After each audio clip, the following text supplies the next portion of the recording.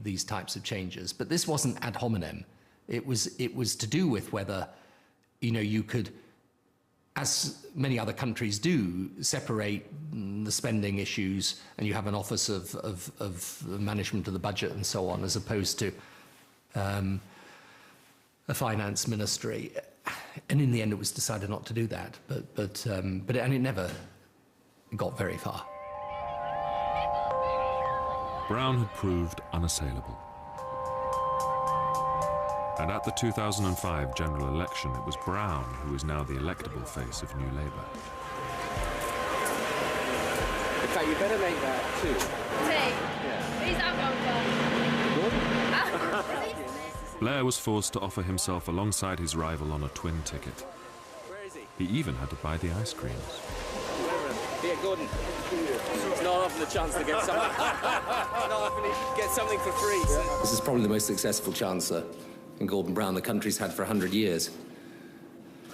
And so without breaching any of the protocols about how I decide things, we'd be pretty foolish to put that at risk. Voters witnessed an extraordinary show of unity. It's about working as a team. It's about trying to break new ground all the time. People have different attributes that they can bring to teamwork.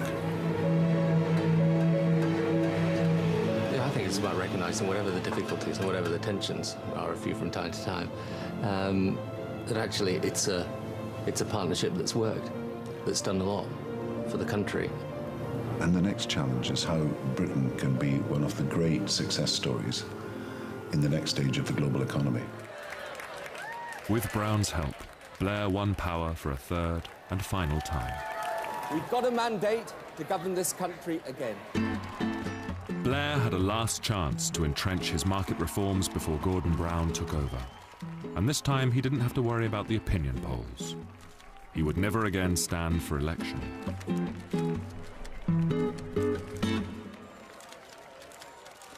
Yes, I think it did loosen inhibitions. It also gave the people working with me a sense of urgency as well, a sense of, you can't sit back, you've got to push forward. There is a sense in which, if you know you're going, you can take a few more risks, and you're not so concerned with short-term popularity. Blair went for broke. A new financial regime for hospitals and a bill to give more independence to state schools caused more bitter opposition. When Blair got into trouble over the crisis in Lebanon, too, an attempt was made to force him out of office. 17 MPs wrote to Blair and begged him to resign.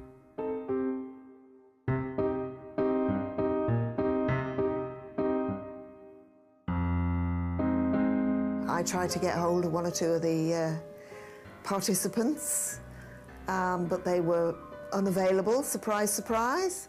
And, we're all over the country and not responding to pages, not responding to telephones.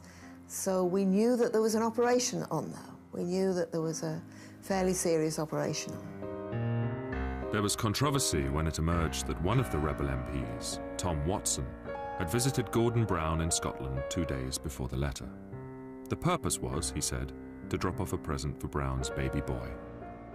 The media speculated about Brown's role as Blair raged against the plotters. There was a feeling that probably there were people around Gordon who could have known this was going on and could have tried to stop it, but they didn't. To put it politely, he was pretty angry. In fact, very angry. His first reaction was, I'm not going to be, pushed out of office by a bunch of, relatively unimportant backbench members of Parliament. I'm not going to overreact to this. But then another calculation kicked in, and it always did with him. Yeah, you have to understand this. The very last thing he ever wanted to contemplate was that there would be a scene over his departure, that there would be a sort of divisive, awful family internal party row, in which saucepans would be thrown and doors would be slammed, and the whole unedifying spectacle would put the public off the government and the party for years after. This time, Blair was finally forced to say he would go. The next party conference in a couple of weeks will be my last party conference as party leader. Next TUC next week will be my last TUC, probably to the relief of both of us.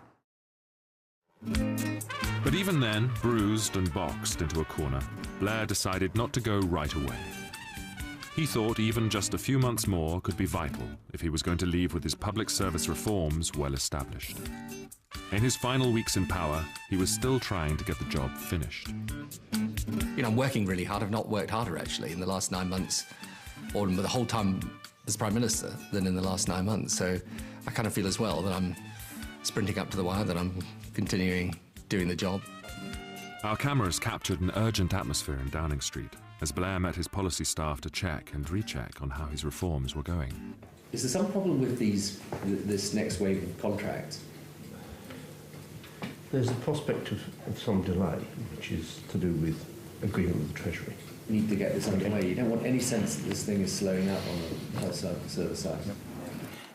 Blair wanted to project complete certainty that reform would go on once Brown took over. We just need to keep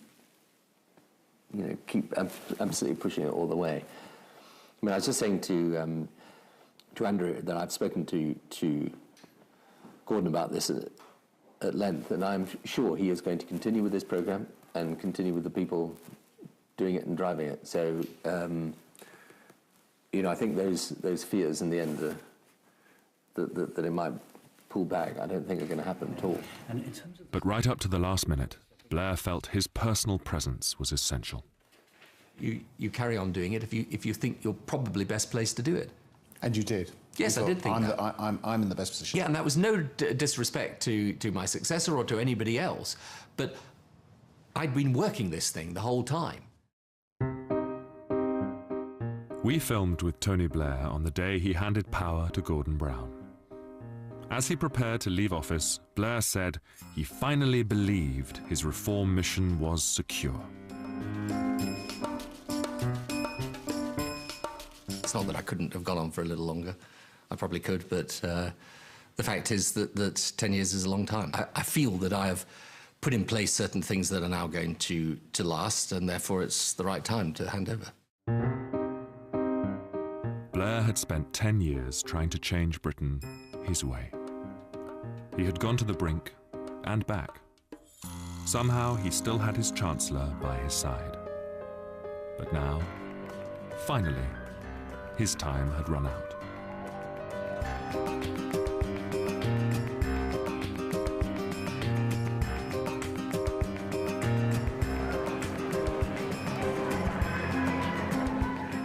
Next week in the Blair years, we tell the inside story of how and why Tony Blair and George Bush decided to invade Iraq. That's next Sunday at 10:15 on BBC One.